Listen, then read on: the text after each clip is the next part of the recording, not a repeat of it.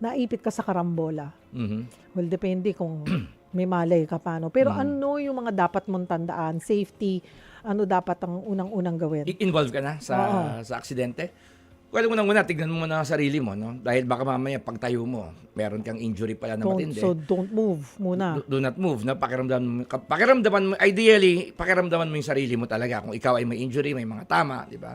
Pangalawa, titignan mo rin syempre yung kondisyon sa paligid. Yung sasakyan mo ba, umuusok, posibleng umapoy, sumiklab, di ba? Titignan mo rin. You have to consider yourself na alisin yung sarili mo sa danger zone, di ba?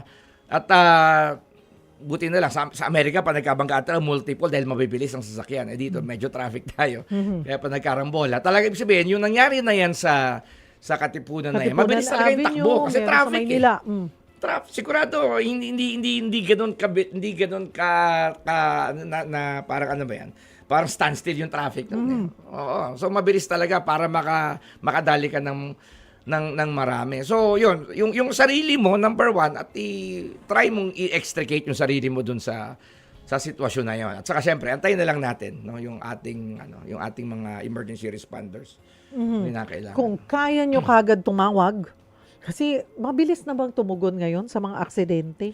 Depende kung nasang ka lugar. Yan nga ang tanong natin dyan. Meron tayong 911, supposedly, no, na kahit saan. No? Pero napaka-importante rin, alam natin yung emergency number nung sa local natin, na local cities natin. Iba't iba eh. Correct! Oo kaya yun nga yung 911 natin supposedly. Ang sagot, kahit saan ka, it's 911. Oo. Ang tatawagan mo. Tapos yung makakausap mo, sila na magsasabi doon sa local, Ibabato whatever na lang. kung saang LGU, ibabato. Oo. Pero, Nagwo-work ba?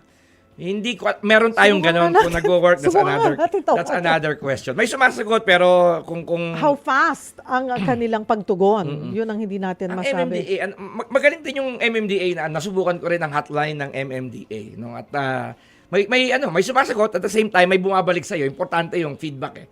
No? Nasubukan ko rin yung hotline ng MMDA na yan. Okay. Doon tayo sa mga SOCMED. Okay, dito muna tayo. Paano kung commuter sa public bus, motorcycle, taxi, o train? Ano yung mga dapat tandaan? Bilang commuter, okay. Hindi naman natin mapipili kasi yung mga sasakyan. Sa sasakyan natin. Na ako, ang isang tip ko lang dito, kung nasa jeep tayo, nasa isang bus tayo na feeling natin, yung driver gusto magpakamatay at hindi sinasaalang-alang yung Call buhay. their attention. Call their attention, or pinaka-prudent dyan, hassle, bumaba ka. Oo. Di ba? Lalo na kung kinol mo na yung attention at ganun pa rin yung kanyang attitude, bisan babalikan ka pa niyan. Di ba? Oo. Ang pinaka-practical dyan, bumaba ka. Di ba? Yan mong madelay ka, yung delay na yan, maaring yan ang magsalba ng buhay din natin. Di ba? So, hindi natin siya mapili. So, when we feel na parang feeling natin compromise ang ating safety, one, call their attention kung sakaling mag-work. No? Pangalawa, do your thing. Bumaba ka. Ikaw na lang ang umiwas.